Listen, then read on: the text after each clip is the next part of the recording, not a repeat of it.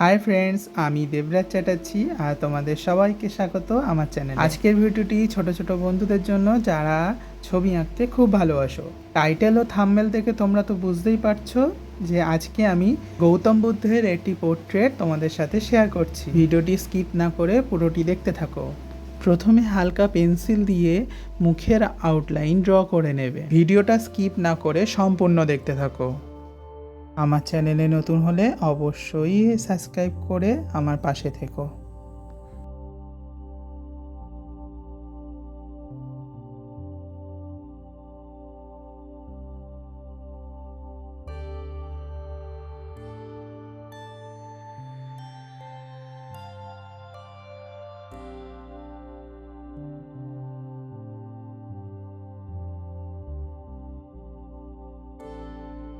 ভিডিওটি দেখে তোমরা যদি এই ছবিটি আঁকো তাহলে আমাকে ফেসবুক বা ইনস্টাগ্রামে ট্যাগ করো, আমি অবশ্যই সেখানে রিপ্লাই করব। এই ভিডিও ডেসক্রিপশানে ফেসবুক ও ইনস্টাগ্রামের আইডির লিঙ্ক দেওয়া আছে।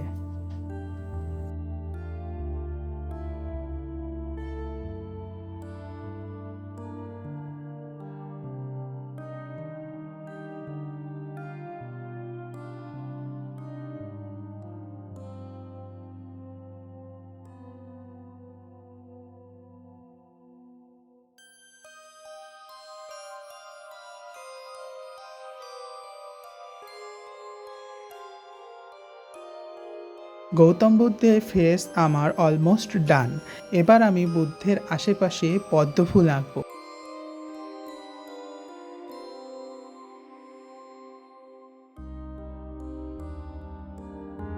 পদ্মফুল মানে পবিত্রতা। কাদা জলে থেকেও পদ্মফুল পরিষ্কার আর সুন্দর থাকে, তাই বুদ্ধের আশেপাশে পদ্মফুল শান্তি ও মুক্তির প্রতীক। এখানে আমি 3টি পদ্মফুল এঁকে নিয়েছি, যার প্রতিটা পাপড়ি খোলা অবস্থায় আছে। ড্রয়িং শেষ হলে এবার রং করার পালা। আমি এখানে polo oil pastel colour use করছি। আমার কালারটি 50 সেট হলেও আমি এখানে যে যে কালারগুলো ব্যবহার করেছি সেই সব কালার 25 সেট বা 26 সেটেই পাওয়া যায়। আমি এখানে হালকা খয়েরি বা burnt sienna colour, orange colour, chrome yellow D আর ডার্ক ব্রাউন এই কালারগুলোই ব্যবহার করেছি।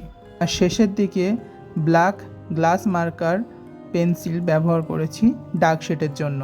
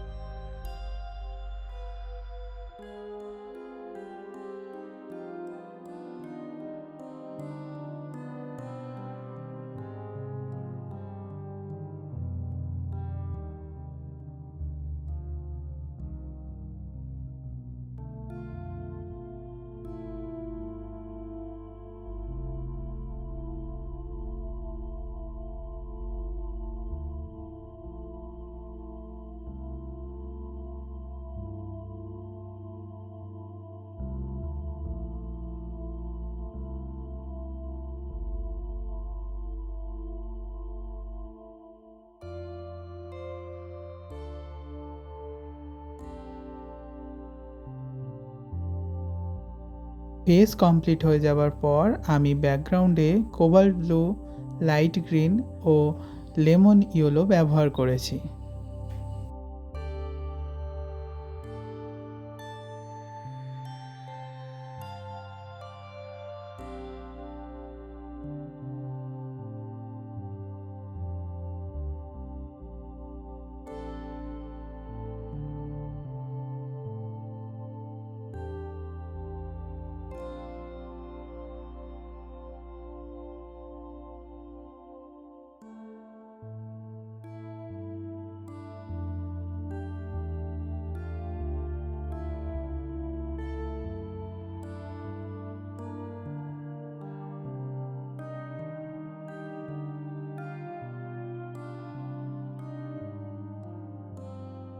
পদ্ম ফুলে আমি ডিপ পিঙ্ক আর লাইট পিঙ্ক ব্যবহার করেছি।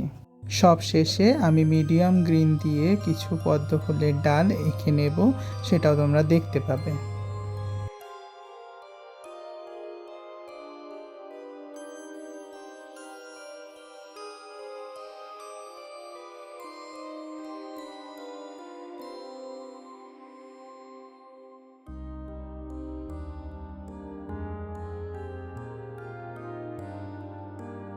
এইভাবে আমি আমার ছবিটি কমপ্লিট করে নিলাম।